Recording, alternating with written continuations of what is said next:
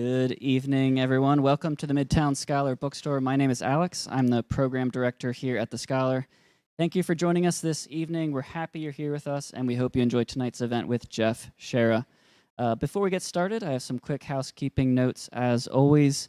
One, we have many events coming up over the next month, including appearances from theoretical physicist Sean Carroll, who will talk about his new book, Quanta and Fields, and best-selling Civil War historian Harold Holzer, who will be talking about his new book, Brought Forth on This Continent, Abraham Lincoln and American Immigration.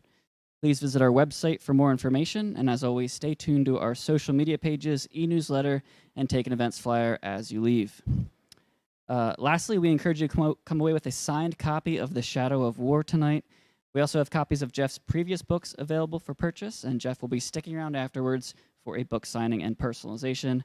A quick reminder that book sales are so important for the sustainability of our event series, and every purchase helps support the author, our booksellers, and the future of our events.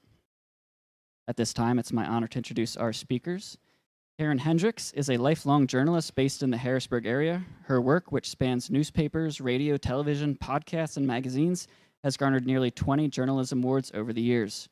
Her voice is regularly heard on WITF, Central Pennsylvania's NPR station, and she has written for Celebrate Gettysburg magazine for more than 10 years. Of course, our featured author this evening is Jeff Shaara. Jeff is the award-winning New York Times, USA Today, Wall Street Journal, and Publishers Weekly best-selling author of 17 novels, including Rise to Rebellion and The Rising Tide, as well as Gods and Generals and The Last Full Measure, two novels that complete his father's Pulitzer Prize-winning classic, The Killer Angels. Shaara was born in New Brunswick, New Jersey, grew up in Tallahassee, Florida, and lives in Gettysburg, Pennsylvania. Of course, the new book we are here for this evening is titled The Shadow of War, a novel of the Cuban Missile Crisis. This quote is from Booklist, which writes, quote, "It is a remarkable literary performance, and the novel does what some history texts do not. It makes us feel as though we are living through the Cuban Missile Crisis," end quote. We're honored to welcome Jeff and Karen to Harrisburg. So without further ado, please join me in giving them a warm Harrisburg welcome.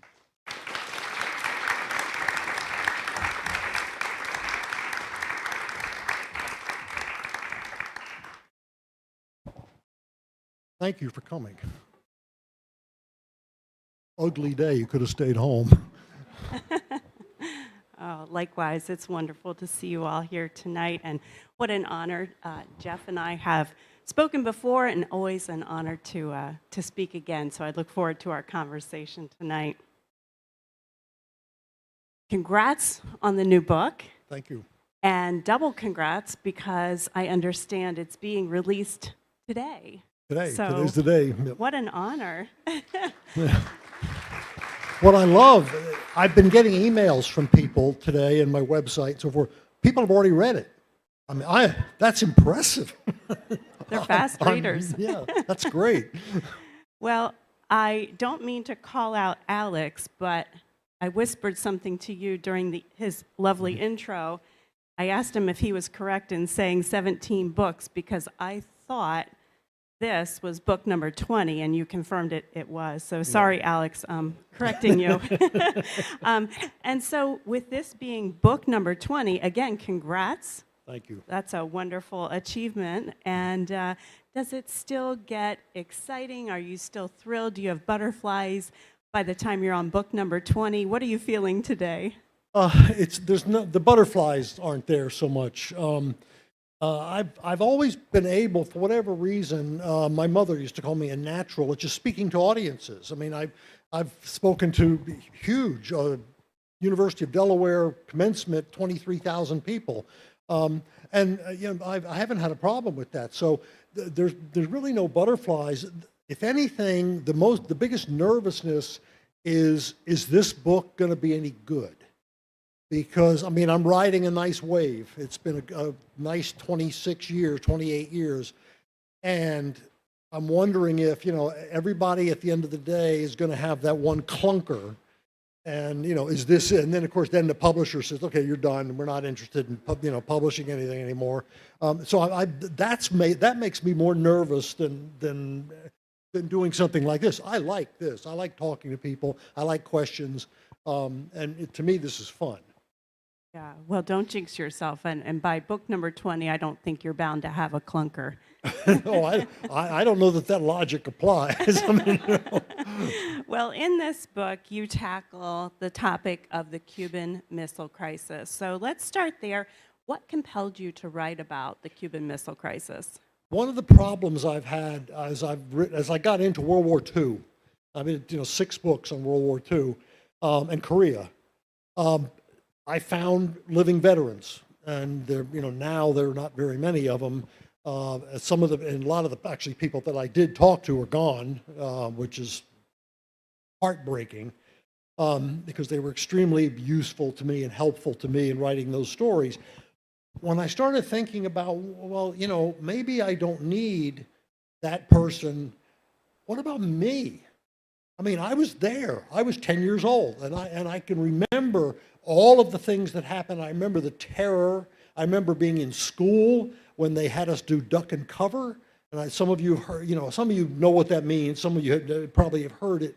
They would get all the children in the classroom to crawl under their desk. The teachers would close the curtains in case there was a nuclear explosion that would protect us all. Seriously, I mean, I'm not sure why they expected us to believe that, but we did.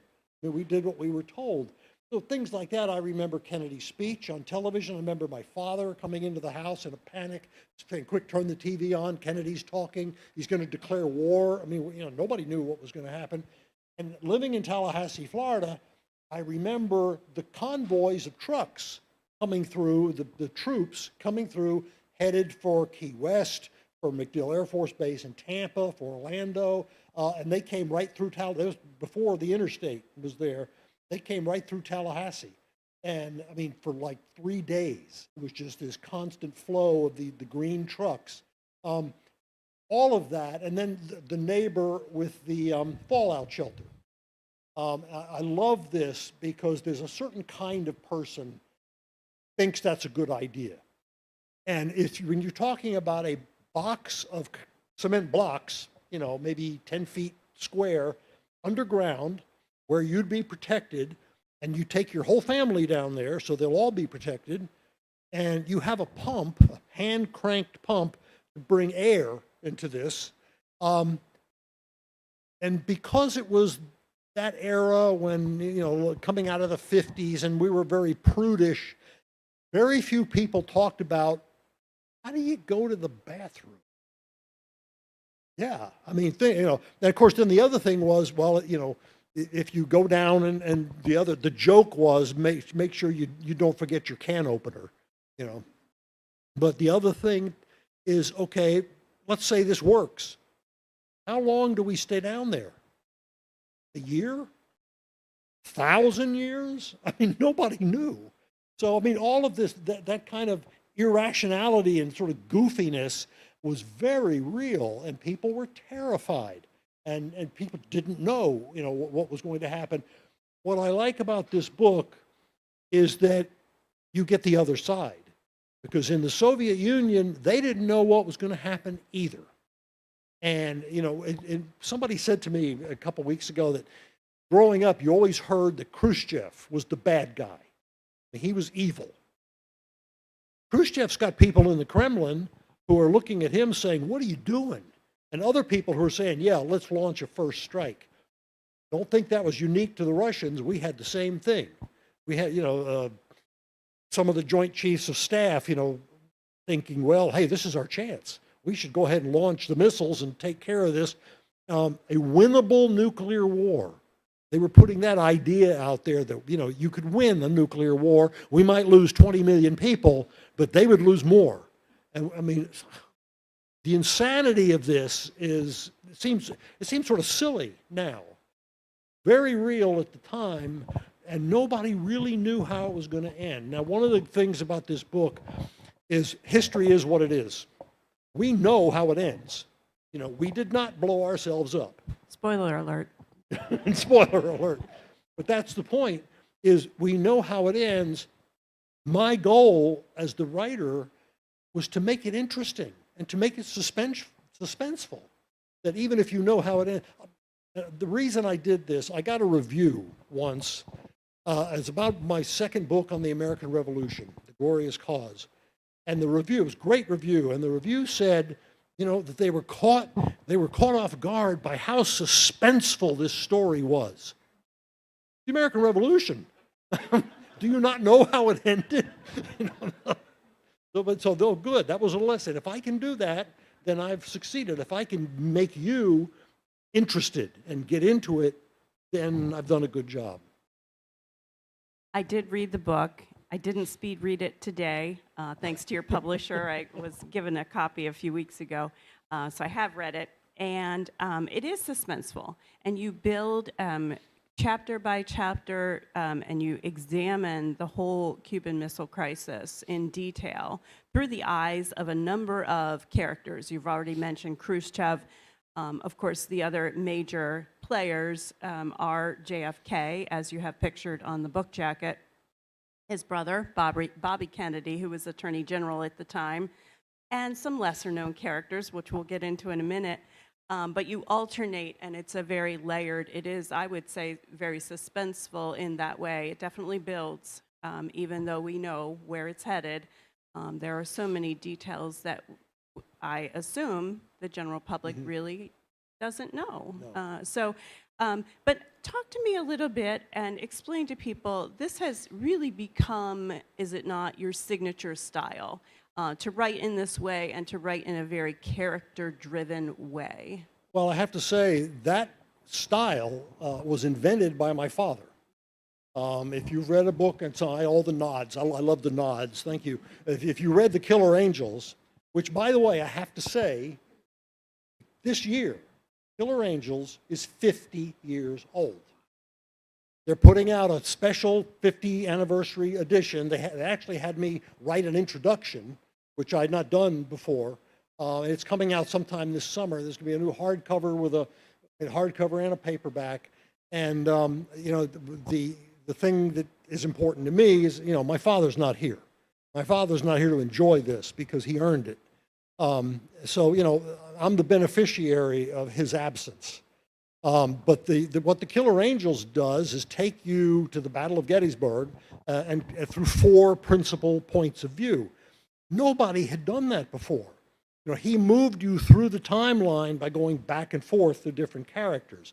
And sometimes they're seeing the same event, but of course through very different eyes.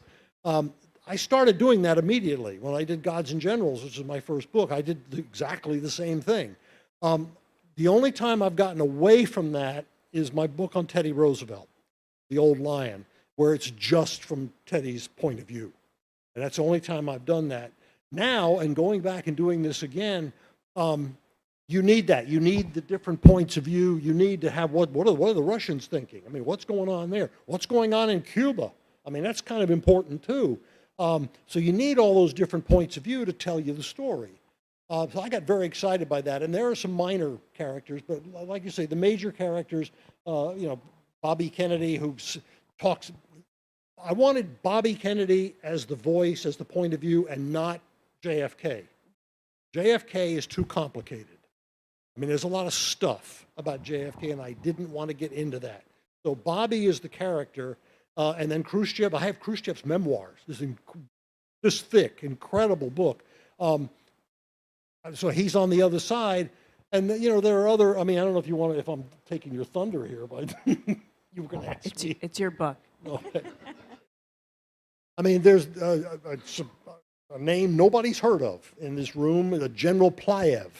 Plyev is the commander of the Russian troops in Cuba. His job is to get the missile silos built, to get the missile launchers built. And he's finding out that his intelligence people told him, it's going to be sand, you'll be able to dig and all this kind of stuff. And he turns out that it's rock. And there's going to be woods, lots of jungle where you can hide these things in the palm trees where the Americans won't be able to spot them. And he gets there and there's great big open flat areas of rock. And he's got bulldozers trying to dig holes in his stuff. And they don't want the Cubans to help because they don't want the Cubans to know exactly what they're doing. Now, that seems sort of like a contradiction, but they build big fences around these things and they keep the Cubans out.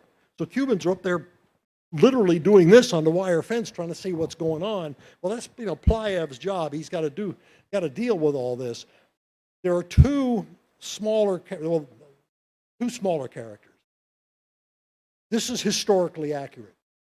There is the first American destroyer out there on the quarantine line, stopping the Russian ships from coming in, the freighters. And there's a destroyer. It's the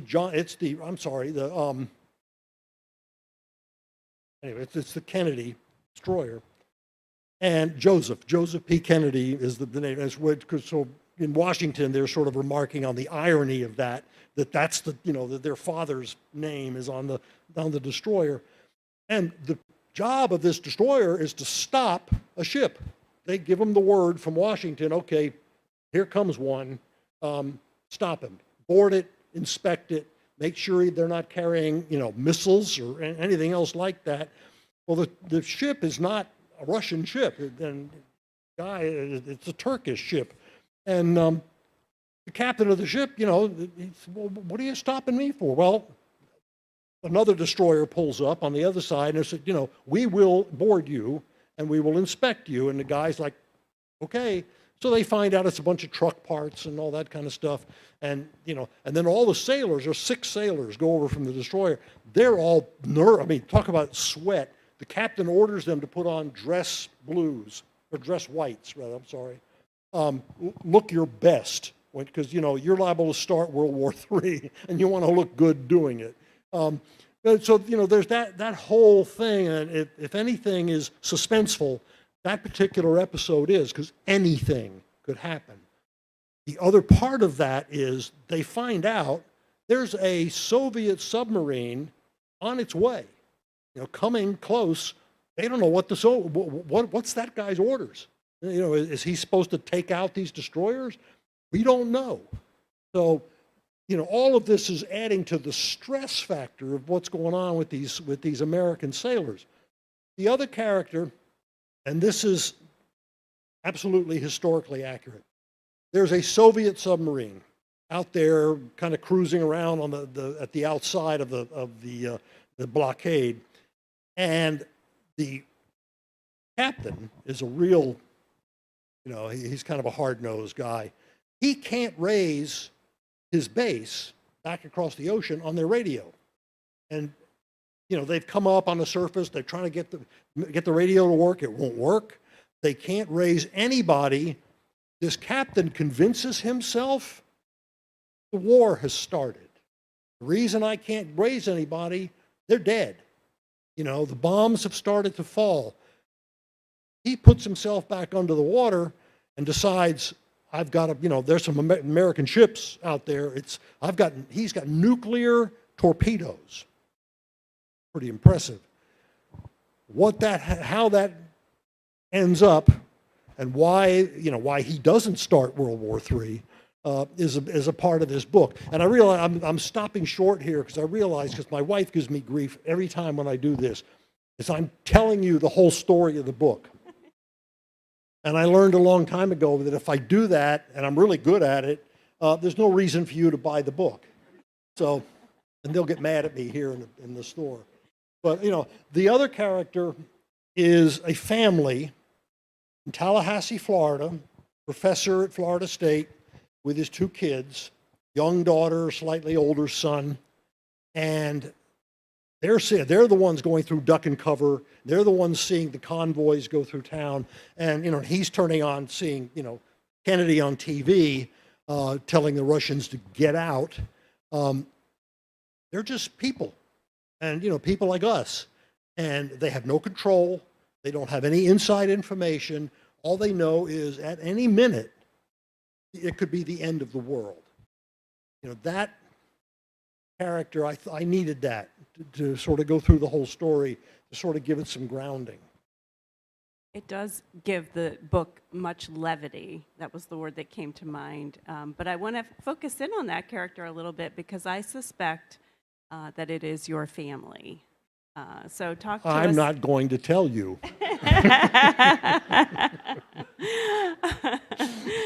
It could be. It could be. You're college My professor. father was a father. professor at Yeah. Florida State, and I did Right. grow up in Tallahassee, Yeah. but that could be coincidence. Yeah, sure. Well, I have to admit, reading the book, there's a great deal of tension, as you just alluded to. And it builds and builds and builds and fills in a lot of details, whether it's the Russian on the sub, and you realize in so many instances how close we came to nuclear war. And had any one of those multitude of decisions in the book gone the other way, we might not be here today. Exactly. Yeah. The other thing, too, when you ask about this book in the first place, not everybody in this room was there. I mean, you have to be of a certain age, like me. And what I really was hoping is that younger people would read this book and discover for themselves what this was all about, and what this time was like, and what your fathers or grandfathers lived through, because it gets lost in teaching history. It's not something that is covered in great depth in history courses, and that's a shame, because it's the single most dangerous thing that ever happened to the world. And that's not hyperbole. That's basically the truth. So I'm hoping younger people will pick this up and learn, and just and find it interesting, find it a good story, and find out just what it was like. I want to ask you about a quote that you included in the book. You include a quote from Kennedy's speechwriter, and he says in 2 sentences, "American history books are full of praise for presidents who win great wars. A word should also be said for those who prevent them."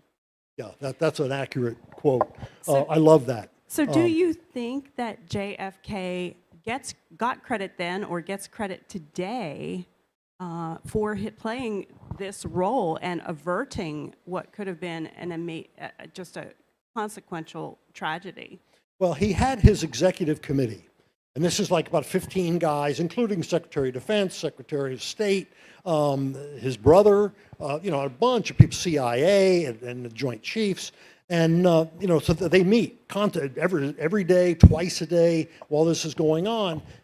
Kennedy stays away from that most of the time because he doesn't want to influence what they're talking about. I'll come in when it's over, and then I'll make the decision. And that's the point, is that all these guys, they can offer all the advice they want. At the end of the day, there's one man who makes the decision, and that's JFK. And he knows that, and everybody around him knows it, that, please do a good job, fellows. Give me the right advice and give me the right information, because I have to decide whether or not we're going to launch the missiles. How anybody could take that level of stress and pressure and function, it's amazing what he did. And that's why I didn't want to use Kennedy as the primary voice, because I wanted you to see him through Bobby's eyes, see him through his brain. And Bobby is the most trusted person that JFK has. He's the one, that's why he brings him in, because he knows he can trust his brother. And so to see JFK through Bobby's eyes, I think made it a little bit of a better story. But yeah, the idea that history is great about people who win wars. George Washington, Ulysses Grant, Winfield Scott, Blackjack Pershing, Dwight Eisenhower, on and on. What about the guys who prevent them? Those are people that are often lost to history. In this case, they're not, because the consequences are too great.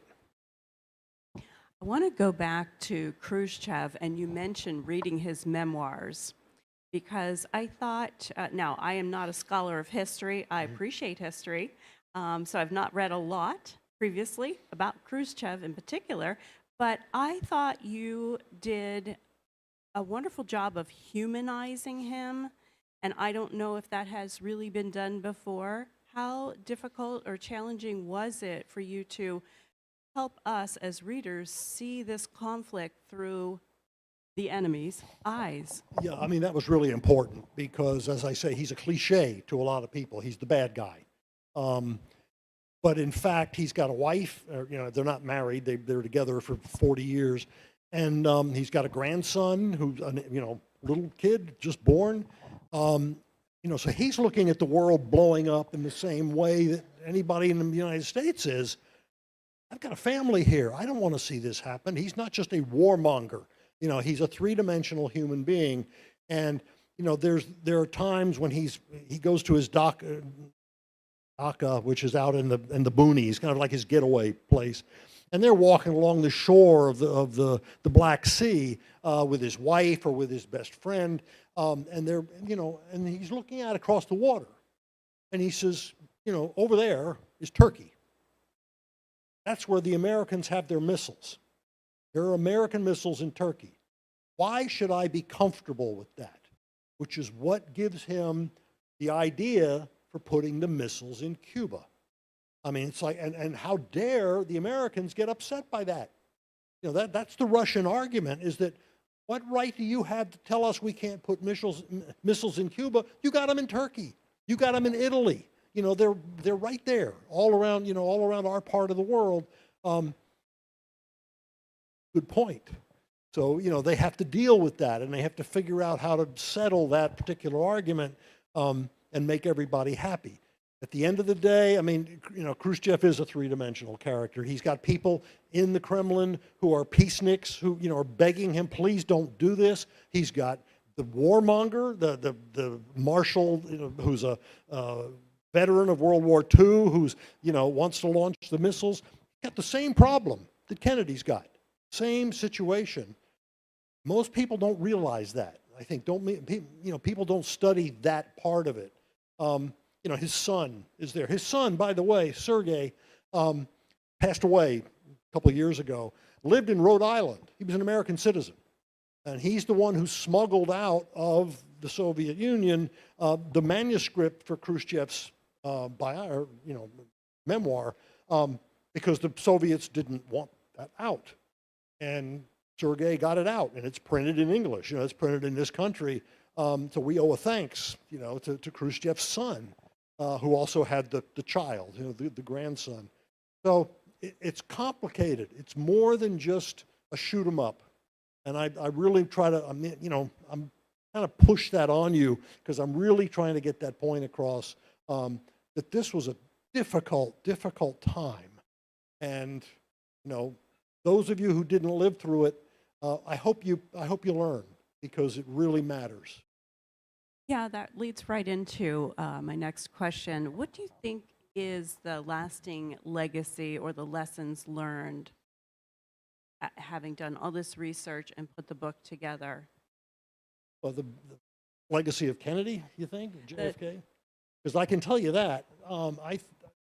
It's not the Cuban Missile Crisis. I mean, it may be, but Kennedy's legacy primarily lies with civil rights.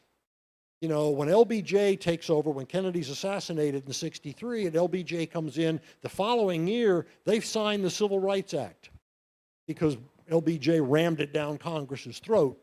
But that was Kennedy's deal. I mean, that's, and if there's one thing that he should be remembered for, it's civil rights. And I touch on that in the book because Bobby, as Attorney General, he's dealing with a lot of the things that are going on, including J. Edgar Hoover and the FBI, who are keeping dossiers on people. Anybody, if you're Martin Luther King, or you're doing a march or something, they get your name, and suddenly you got a file at the FBI. Kennedy's not real happy about that, but he has no control over the FBI, which is kind of interesting. And of course, Bobby Kennedy, as Attorney General, there's a scene where J. Edgar Hoover's in his office, and he's an older man, and he's looking at this kid. Who are you? Attorney General. No, let me explain the way things are done. I mean, there's a lot of patronizing going on. So that's a part of the story that has nothing to do with Cuba, but it's a product of the time, of what was going on. And James Meredith going to the University of Mississippi in 1962, U.S. Marshals escorting him in, getting beat up with baseball bats by the local whatever. Yeah, I mean, it was a bloody time in this country. So Kennedy's dealing with that. At the same time, now he's got to deal with the Soviets. We want to give time for the audience to ask questions, but I'm going to wrap up with one more question. I'll try to be brief. It's impossible, but I'll try. It's okay. We need detail too. We mentioned that this is your 20th book. You mentioned the anniversary of your father's book, The Killer Angels, been out 50 years. Just this past fall, we celebrated the 30th anniversary of the movie Gettysburg, which is based on your father's book, The Killer Angels. So a lot of milestones, but I have to ask, will there be or is there a 21st book in development, and what do you think is next for Jeff Shaara? I like it. In development is a very sort of high-sounding word, which means, yes, I'm writing it, which it doesn't get any more complicated than that. So, yes, I'm working on that right now. All I will say is this, because I'm fumbling a little with how this is going to go. I'm early in the manuscript. But it's going to be a story on the life of Lincoln. And thank you for that. You don't know what that means to me.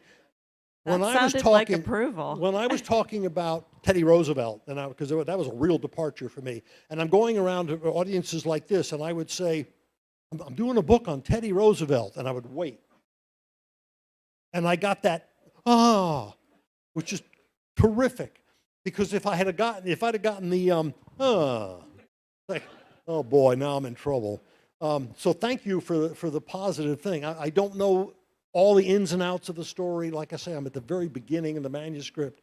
Hopefully, if I do my job, it'll be out next year, and maybe I'll be back here to talk about it. Well, that's very exciting. That leaves us hanging. So with that, I guess we'll turn it over to Alex for your questions. Yeah, if you have a question, feel free to raise your hand and I'll pop around with a mic. Yes. Thank you. What were your most important sources, historical sources, that you used to do the narrative? In almost every book I do, the most important sources are the memoirs, the diaries, the collections of letters, the accounts of the people who were there. Even if you don't, even if John Kennedy didn't have a chance to write his own memoir, but Bobby did. And you have, Dean Rusk, and you have McNamara, and so you have these people around them, and again, Khrushchev, as I said. So that is gold to me. Modern history books are great, for getting the facts usually, but that doesn't help me, because my job is to get into the heads of these characters and tell you the story the way they would tell it.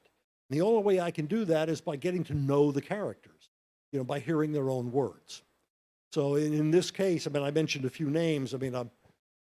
My memory's horrible right now, but there are several other members of Kennedy's inner circle the memoirs are fabulous. And the memoir, it's a memoir, but you can feel the tension. You can feel what it's like when Dean Rusk says, I feel like we just woke up face to face with the other guy and the other guy blinked. That's one of the most profound quotes in history. And I want people to know that. I had a similar question. But when you're in the writing process, about how long does it take you to do all of the research leading up to one of your novels? And also, how do you know when to stop researching and start putting it down on paper? Like, how do you stay out of that rabbit hole? Yeah, typically, well, first of all, I'm on a time frame that I have to operate with. I've been lately on a book a year schedule, which is not easy, but it's about 6 or 7 months of research and then maybe 5 months of writing the manuscript. And I say that, I have a lot of writers look at me like, are you kidding that you can write a manuscript, these manuscripts in 5 months? I do it full time. That's an enormous advantage I have that my father didn't have, is that this is what I do. So it's 7 days a week. But it's, like I say, 5 months with a manuscript. I do run into a situation where there's so many good research books that at some point it's like, I've got to stop. Partly that's defined by whether I've got the story. Is the story in my head? Am I ready? Because if I'm not ready to write it, I don't write it. So if I'm ready to go, then I've done the research I need to do. Good evening. So your novels have stretched 200 plus years of American history. What strikes you to touch on that next subject?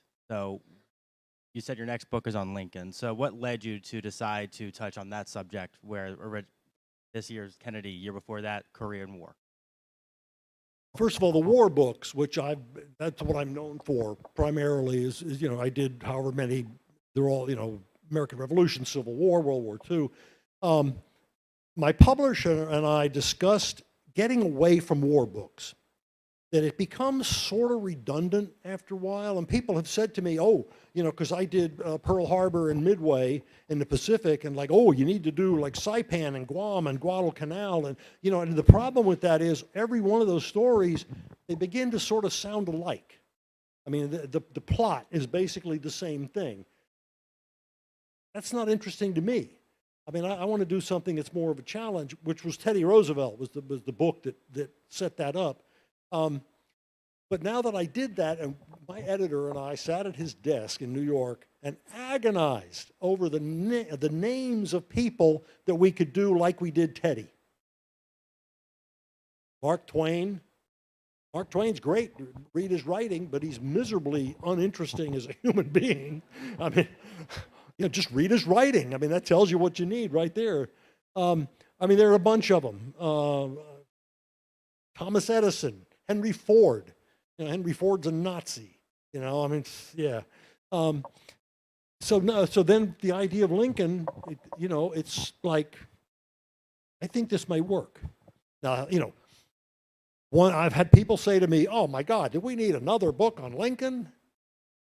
And I've had other people in the publishing world say to me, every publisher in New York wishes they had a Lincoln book every year because they sell. So we'll see. I have heard. Maybe I'll break that mold. I have heard that the only person that has more books about them than Lincoln is Jesus. You think that's true? Maybe. I think that's true. That's a maybe. Question to your right. Good evening.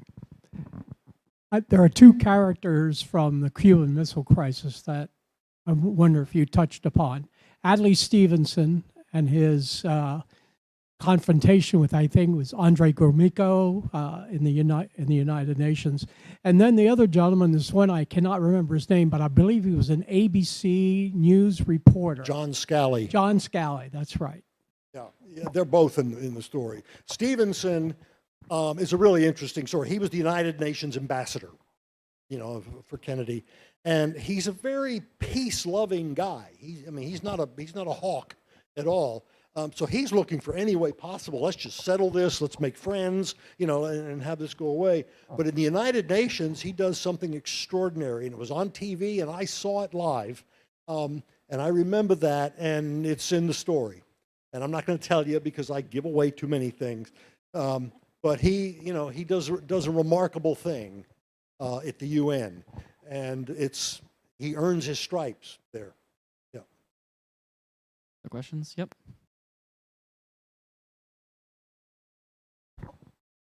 Assuming you have time to read other books while you're doing all this, who would be one of your favorite authors? That's the first part of your question. The answer is no, because it sounds weird. I don't read fiction. I don't read novels. I am scared to death of being accused of plagiarism.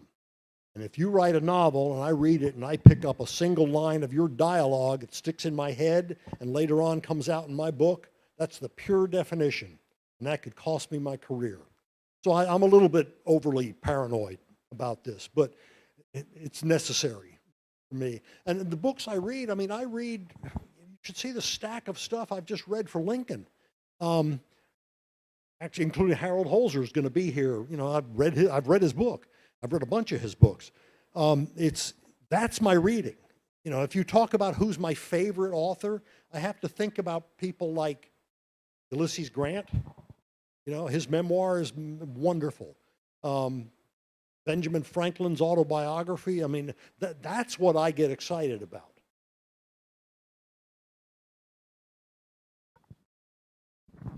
General Custis LeMay. What do you have to say about him? I was struggling to think of his name. Curtis LeMay is the chief of staff of the Air Force, and he's an American hero, legitimate American hero. He's the guy who bombs Tokyo in World War II.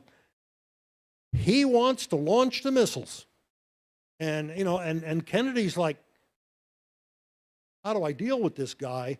LeMay is the firebrand, and there's an equivalent to him on the Russian side. But yeah, I mean, LeMay, he's best left not in control.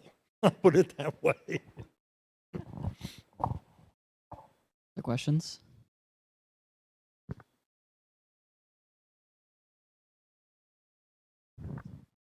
Do you turn your manuscript or have historians of contemporary American history, contemporary Russian history, look at your manuscript to say, oh, this is not quite right, or hey, think about this?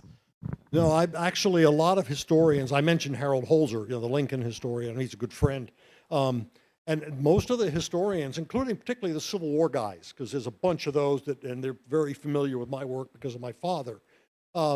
And they're very complimentary, which is great. What I do get, and it's not a historian, it's just a reader of the book will write me to my website and say, far be it for me to correct you, and they catch some stupid mistake I made, and I mean, it happens in every book. I so strive to get it right, to get all the facts straight, all the details, all of that, and sure enough, I screw up something in every book. And I mean, and literally it has happened every single time. So it's not really the historians I get along with. It's the average reader who knows more than they're supposed to. Does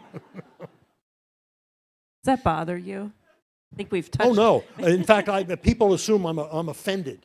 That I take offense to being corrected like that, because I think there are some writers who do, including my father. But no, as I tell them, we fix it.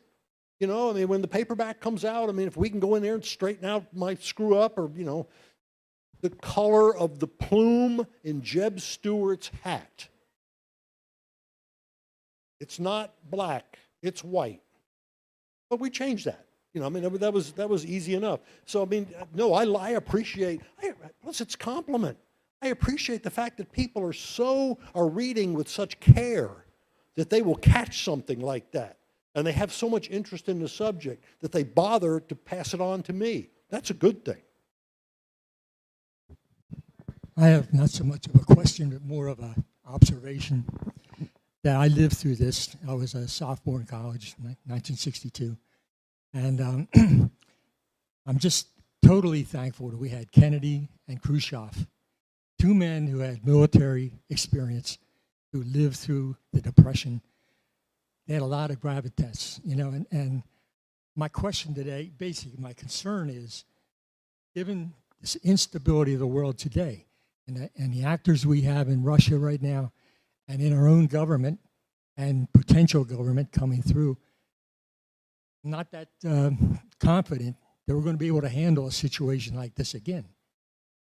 That's one of the reasons I wrote this book, because, what is it, 60 years later, and we're sort of in the same situation.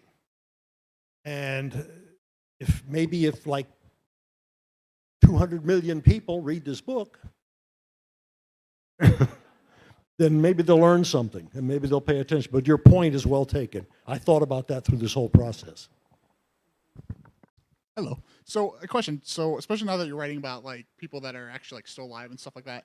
And I think I read one of your books of war where like someone like pushed back. It's like, how dare you put words in like Stonewall Jackson or something like that. Do you get a lot of pushback from people about putting words, like, writing from their point of view? So, well, there aren't very many living people that I've had that happen to. I have had families, descendants of people that I, used as a character. I mean, I know Susan Eisenhower. She's never complained once about what I did with Ike, so which is good. But No, and I've gotten letters. Most of the time, I get letters from people, various Civil War generals. I heard from their, great, whatever, and very complimentary. They appreciated the fact that someone remembers their ancestor. I'm not talking about, Lee and Grant and Jackson. I'm talking about the lesser people that I used. General Archer, for one. I remember I got it from his great-great-granddaughter. That's nice. I mean, again, people care and people pay attention. And I'm fairly comfortable with the words I am putting in their mouth, because if I go crazy with that and go off the deep end putting words that nobody would have said, or this character never would have said that, the book doesn't work. It loses credibility and needs to. So no, I'm very happy about that. That the people I've heard from have, by and large, been very positive. We have time for maybe one or two more questions.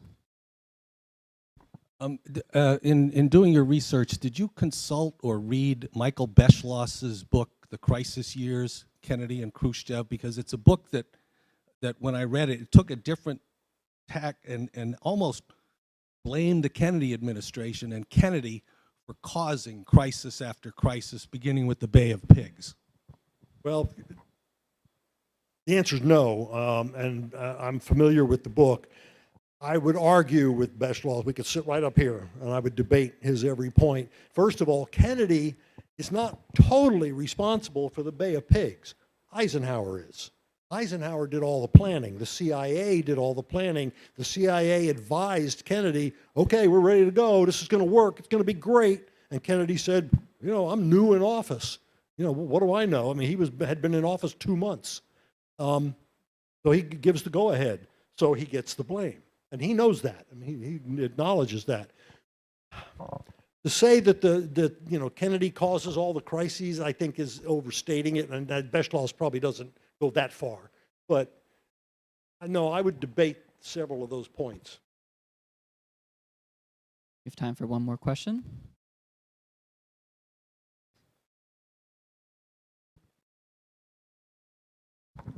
Thanks for coming out today. I'm not sure if this is worthy of a last question, but over time, the way we re-examine historical events changes, and there's revisions. I was curious if there's been any of your books that you might want to revisit based on reinterpretations of historical events. Absolutely not.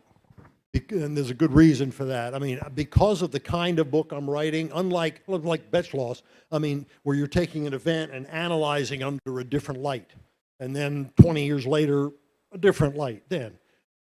I'm using the voices of the people. I mean, and my research is original. It's the source material for the stuff. The one, and I would never do this, and I would not make it changed, but it has been suggested to me that Stonewall Jackson needs to go away.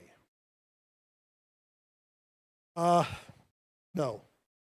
The Gods and Generals is, first of all, it's my first book. It's a book that's 28 years old now, and times have changed with regard to Confederate generals. I understand that. I totally support a lot of what's going on with that.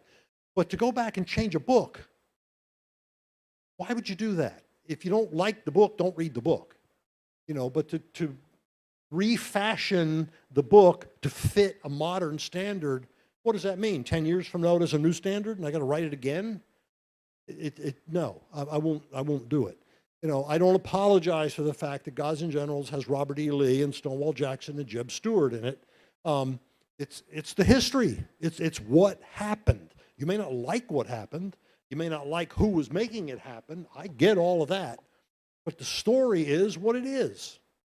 And again, if you don't like the story, don't read the book. But I can't change history. And what you're talking about, revisionism, is changing history. And I'm not in favor of that at all. Just tell the truth. We give Jeff Shaara one more round of applause.